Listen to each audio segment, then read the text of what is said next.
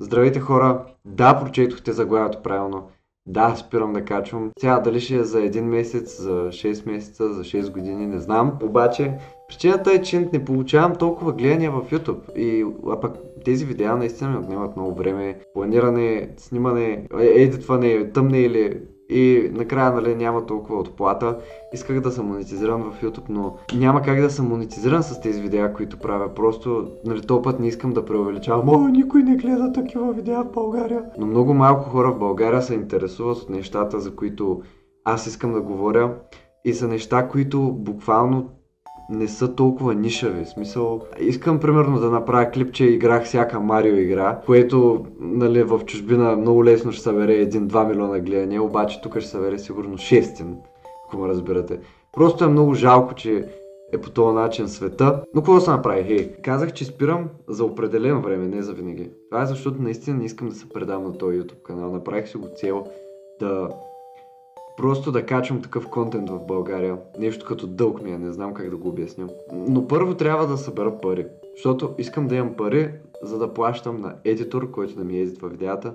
В момента нямам тия пари, защото сигурно няма да плащам достатъчно, а това не искам да се случва. Та, когато ще имам средствата, нали, да мога сам да си изпомпвам видеята без много усилия, тогава ще се върна. Но пак ви казвам, това не знам след колко време ще е, просто YouTube са толкова малко гледания. TikTok, нали, поне там мога да взема 100 000 гледания с някакво тъпо клипче.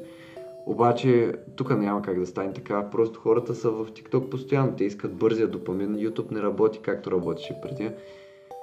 А пък аз се надявам така да работи, въпреки че няма как да стане. Та, хората си на TikTok-ците много по-често. Това означава ли, че ще качвам в TikTok? Не знам. Наистина не знам, не мога да ви кажа. Стримовете дали ще продължат? Сигурно не. Ако ми е на кеф, сигурно ще пусна стрим, за да си чатя с вас, но аз мога към игри без да трябва да стримвам. Просто всичко това го правих, за да може да разраствам този канал. Нали, виждате този микрофон, тази камера, това осветление, всичко съм инвестирал за това, обаче за жалост много малко българи биха гледали видеята, които аз искам да кача тук. И окей, нямам проблем с това, нямам проблем това да са желанията на българите. Просто за мен не си струва, така го осъзнах. Но не искам, пак да казвам, да изоставя всичко това. Това е нещо, което ще продължа в бъдеще, но сега трябва да събера малко капитал. Може би клипчето, което видях и в Кабебе да е качила, е било това, което е преляло чашата за мен днес. А принципно това видео щеше да е много по-вулгарно, щеше да има, да показвам среден пръст на тъмнела, се едно го показвам на целия YouTube. Бях мега изнервен и седя цял ден и си мисля за това. И сядам и, нали, просто реших, това не съм аз и това всъщност не искам по такъв начин да ми се разиграе клипчето. Ще си го кажа в прав текст, какъвто е проблема. Естествено, България има прекалено много проблеми в YouTube пространството. Мисля, то даже не трябва да се коментира. То сега е мета да се правят такива клипчета, където се хейтят всичките тия BG инфлуенсъри. С което нямам проблем. Нали, горе-долу се дразня, че всички взеха да правят такива клипове, не е оригинално.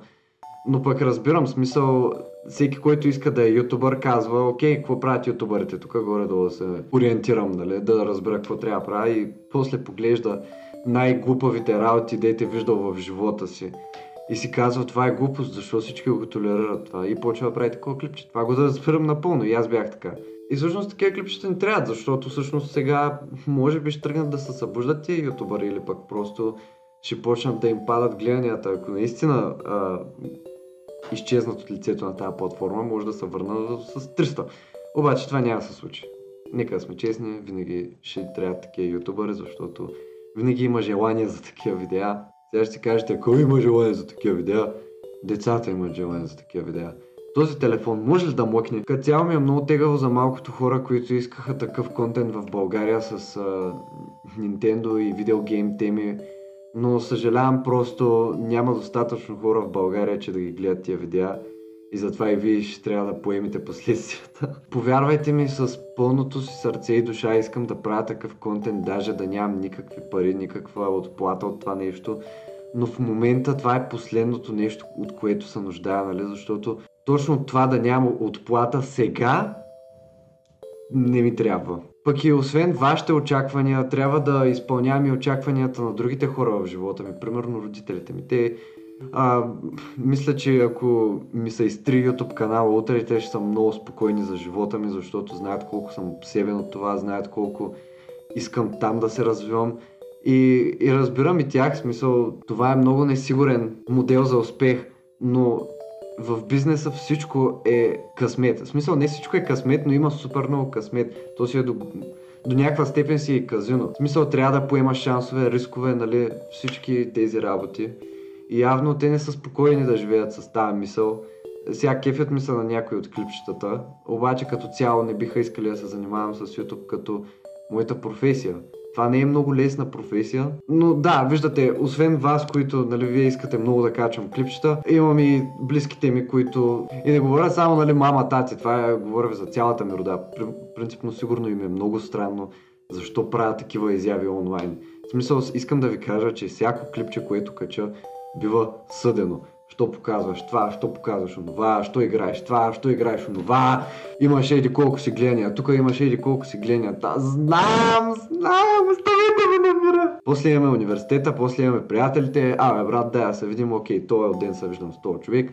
В София сме, значи час път до там, час път обратно, целият ден изгаря. Трябва да тренирам, трябва да ходя, нали, казах на университет, не знам дали го казах, имам къса памет, трябва и да пътувам при роднините обратно и да работя с клиенти, нали, изкарвам си парички, то изкарваме достатъчно парички, ще се върнем. Но виждате от колко различни ъгли много хора разчитат на мен и не казвам, че това е нещо, което е невъзможно за менажиране, просто на моменти ми идва в повече, най-вече като знам, че когато кача клипче тук, аз не получавам нищо, освен гледания. И нали казват, вниманието е новата валута в днешно време.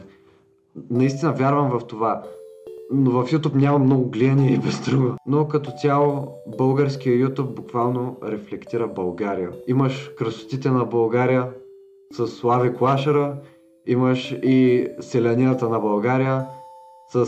Сега не наричам Слави красив, той буквално говори за красотите на България.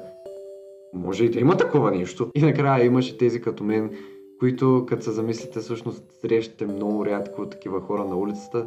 Така че, може би, трябваше по това да се досетя, че този контент няма много се гледа в България. Аз вярвам в това, че даже да няма хора, които вече се интересуват от това, с достатъчно контент мога да създам интерес от това, че, нали, им е чудно, искат да го видят и после, примерно, създавам нови фенове на някоя видеоигра. Но това отнема много време.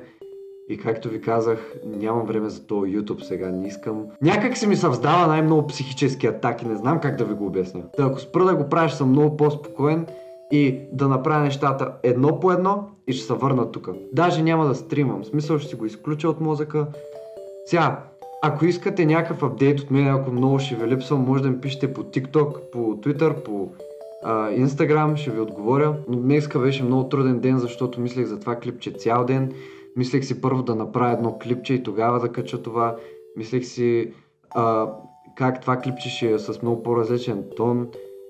И накрая си казах, просто ще го запиша и ще го кача днес, на момента, все тая. Така няма да страдам да получа 600 гледания на клип, който съм скриптирал и едитвал супер много време. Иначе YouTube ще си ми остане любимата социална медия. В смисъл с тази социална медия съм израснал.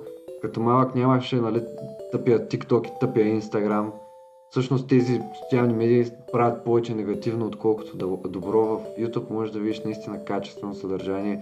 И се шегувам, не се шегувам, аз напълно си хейтя хората, които са телевизионни продукции в YouTube, но буквално до това ниво е стигнало. В смисъл, YouTube много се е апгрейднал с годините и винаги има много ентертейнинг контент. Тук е много по-рядко да срещнеш някой, който фейква нещо, дето е фалшив, защото трябва да го прави за цялото клипче, отколкото в TikTok. В TikTok виждам толкова фалшиви работи и ми пращат някакви забавни моменти на неща, които хората са се тъпнали.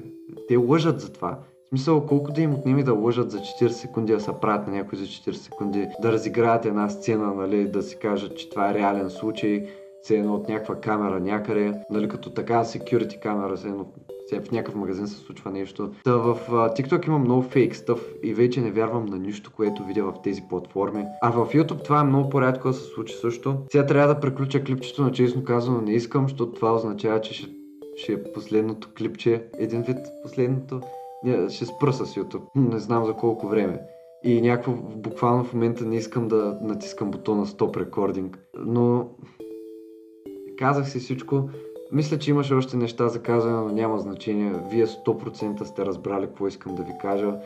Съобщението, което съм искал да предам, най-вече с българския YouTube, какъв му е проблема. Ще му трябва известно време, докато се оправи, може би още една година.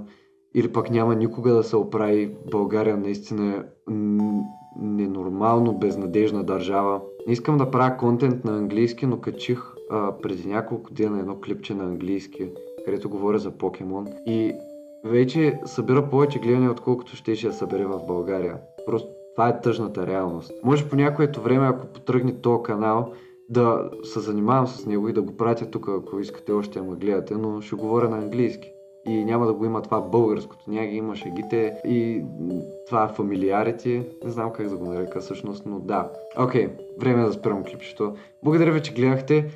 Благодаря, че гледахте всяко клипче, което сте гледали.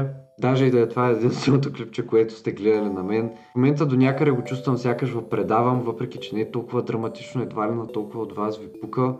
Но наистина знам, че бях любимия ютубър на някой от вас. Така че благодаря на всеки искрено, че гледахте видеята. И нека да се видим възможно най-скоро. Това искам да кажа. Също днеска се пусна Nintendo Switch 2.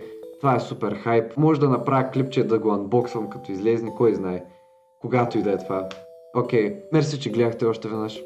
Чао, хора!